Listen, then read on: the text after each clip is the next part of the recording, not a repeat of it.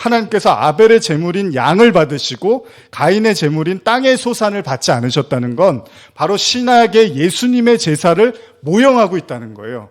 그러니까 쉽게 말하면, 아주 쉽게 말씀드리면요, 하나님은 예수만 의롭다 하시고 예수라는 어린 양만 받으신다는 거예요. 예배의 본질은, 하나님께 나아가는 그 하나님께 나아갈 수 있는 그 본질은 오직 그리스도 외에는 하나님은 아무것도 받지 않으시겠다는 의미죠. 그래서 하나님이 가인의 제사를 안 받고 아벨의 제사를 받아버리는 거예요. 나는 오직 어린 양만 받아. 자, 가인은 제사를 통해서 이 사실을 깨닫지를 못했습니다. 가인이 아벨을 죽인 이후 하나님은 가인에게 묻습니다. 가인은요, 하나님 앞에서 시치미를 뗍니다. 성경은 이 사건을 통해서 뭘 말씀하고 싶어 하는가? 가인은 제사를 드리면서 제사가 뭔지를 모르고 있었다는 거예요. 다시 말하면 제사를 왜 하나님께 드려야 되고 진짜 제사의 의미가 뭐고 이런 걸 가인은 모르고 있고 그냥 왜 하나님이 내 거 안 받아줘 여기에만 화가 나 있었다는 겁니다. 무슨 이야기입니까? 왜 하나님이 아벨의 제물을 받으셨는지를 깨닫지를 못하면 가인처럼 형제를 미워하게 되고 심지어는 살인까지도 저지르게 된다는 겁니다.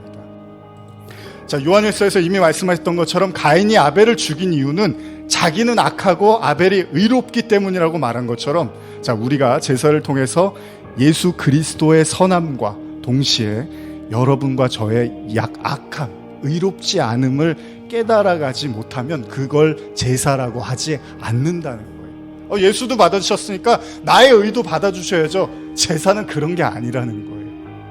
제사를 온전히 깨닫지 못했던 가인이 제사를 드리고 나서 살인을 저지르잖아요. 그게 무슨 이야기입니까?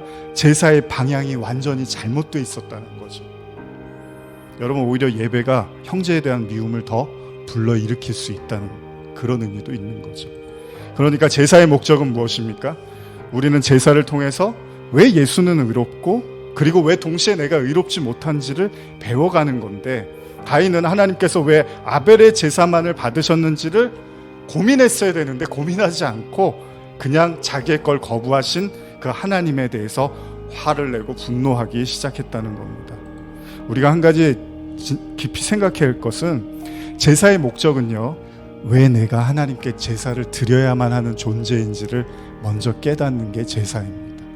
사실 제사의 근본적인 목적은 먼저는 인간과 하나님 사이에 끊어진 관계를 회복하는 데 있다는 거예요. 그러니까 진정한 제사는 하나님과 내가 왜 단절될 수밖에 없었는지를 하나씩 깨달아가는 여정이고, 결국 예수라는 온전한 제물이 저와 여러분들의 제물이 돼서 하나님의 그 지성소, 임재라는 하나님과의 교통의 상태로 들어가는 거, 이게 제사의 완성이잖아요.